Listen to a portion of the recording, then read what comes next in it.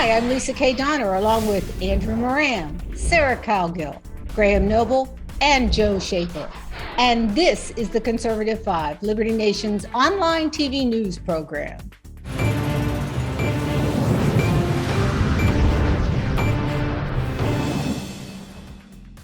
Well, as most of our viewers know, Russia invaded Ukraine a little more than a week ago, and the world snapped to attention. Social media exploded with images of soldiers, battle sites, and unlikely heroes. Messages both inspiring and heartbreaking have dominated every media outlet. The invasion that Russia started is unrelenting and exhausting. Let's face it, the act of war in our time is a danger to the entire world. Liberty Nation has followed every angle and story of the Russian attack. Graham, let's kick things off with you. You've seen war up close and personal. What's your take on what we see going on in Ukraine? Well, Lisa, let me start by just giving everybody a kind of an update on where we are at the moment. The Russians have effectively, I wouldn't use the word captured so much as at least kind of cut off, and they control ingress and egress into 3 Ukrainian cities in the east of the country. There's Kherson, which is now in the news today. The Russians basically are saying they've captured Kherson, although the mayor is saying that's not true. Kherson is a port city just to the north of the Crimean Peninsula. The Russians have also captured Mariupol, and they've captured another city called Melitopol, and both of those are in the eastern part of the country. And then, of course, they're still obviously laying siege to the capital. In terms of casualties, the UN is saying that there are hundreds of civilian casualties, but we don't know for sure the exact number. Unfortunately, that's a number that we may not know for some time in reality. Troop casualties, the Russians say as of yesterday that they've lost 498 soldiers, and the Ukrainians say that they've killed 3,500 Russian soldiers. So obviously the truth, the real number is obviously somewhere in between that. And Ukrainian military casualties are not clear. But in terms of how this war is going, I think really, it appears that there doesn't seem to have been a Russian strategy other than let's pour, troops into this country and fight until the Ukrainians give up.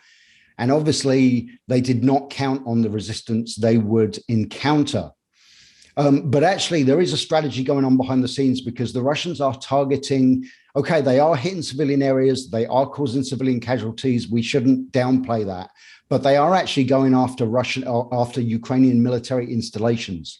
And they've hit, I believe more than 100 of them so far, and probably destroyed quite a few.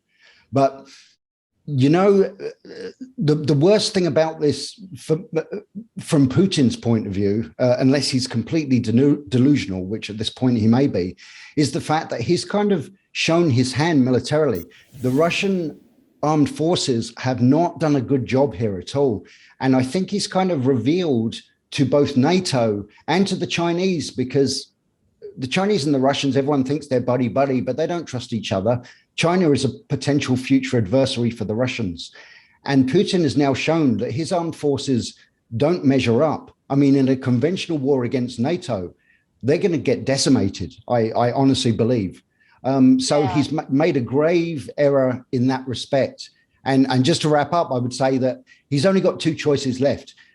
Really, he cannot afford to lose this war at all. So he can either carry on pouring troops in, lose thousands of Russian soldiers, and eventually win by attrition, or he's got to at some point accept some kind of negotiated peace and then say, well, I forced the Ukrainians to submit to my will, and that's really all I was trying to do all along. Well, Graham really makes quite a good point, Sarah, and this was supposed to be a slam dunk. And we've got some emerging heroes, not the least of which the one that begins with a Z. Yeah, I mean, who would have thought that their president of a country would take up arms and go out on the front lines and defend his country? There's a beauty queen that was Miss Ukraine in the world, whatever beauty contest that is. she's armed and out there. And there's a lot of stuff going on social media, and it's a beautiful way to show that patriotism is really kind of the great equalizer. A lot of great things have been accomplished with undermanned, armed armies. Obviously, 1776 in that neck of the woods. Where there's a will, there's a way. And I'm impressed with these guys. I didn't ever expect that to happen. I just figured that Ukraine would go in or Russia would go in and just roll over them. And they're just not going to let that happen. Right. And Joe, there have been a lot of surprises. I mean, nobody expected Ukraine to be hanging on this long and Kiev to, still be in the hands of the Ukrainians. And, meanwhile, Zelensky's going on social media or his iPhone or whatever, rallying the troops, inspiring the world. Well, what's disturbing to me, if I can just pour kind of some cold water over all this, is we don't know what to believe what's going on. The disinformation is out of this world. The American media, the Western media is fomenting so much of it.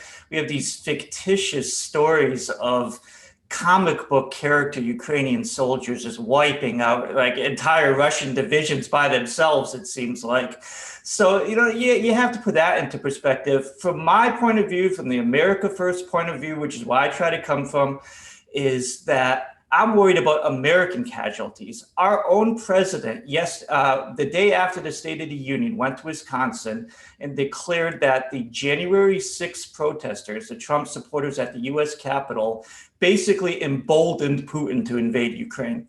That is an attack on the American people by our president using this war, this very serious war where people are dying and it's a tragedy, to just take a shot at the American people here. That's what I'm worried about. I'm worried about the framing that the ruling establishment is choosing this war. They're imposing their rules-based international order ideas on the Ukrainian people. The Ukrainian people are not fighting for homosexual rights in Denver, Colorado. So it's how the Western ruling establishment is framing this is what disturbs me the most. Andrew, Joe brings up an interesting point about a lot of fake news, but it's really hard to fake the economic news, isn't it? And it's pretty bad for Russia right now. Yeah, I have a source in the Kremlin, and he was telling me that Vladimir Putin, that he's thinking of retreating because he heard that there's a French diner that they're changed name of their poutine meals to just French fries with gravy and cheese because of how it shares with Putin. So I think I've heard that that's happening. But yeah, the economics of it all. I mean, I look at this whole thing from an economics point of view, and you can see that the person who's going to benefit the most if this war ever ends is Zelensky. He's going to get his wish of Ukraine joining the European Union. He submitted his application. He's most likely going to get approved. Ukraine's going to join NATO, although there's some technicalities, but it's most likely going to happen.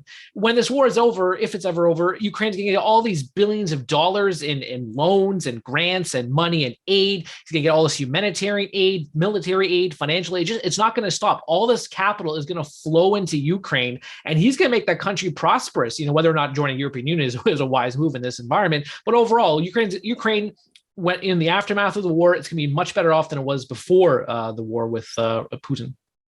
Well, Ukraine is clearly outmanned and outgunned, but even David managed to slay Goliath. And at this point, it seems like everyone, save Vladimir Putin, is rooting for Ukraine. Thanks, panel.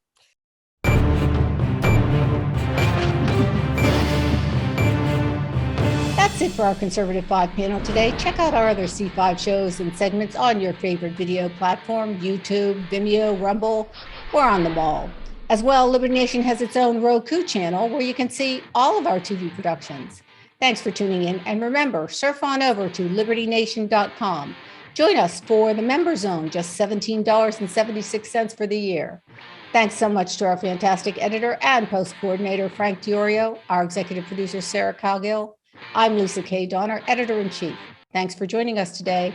This has been a production of libertynation.com, where truth is making a comeback.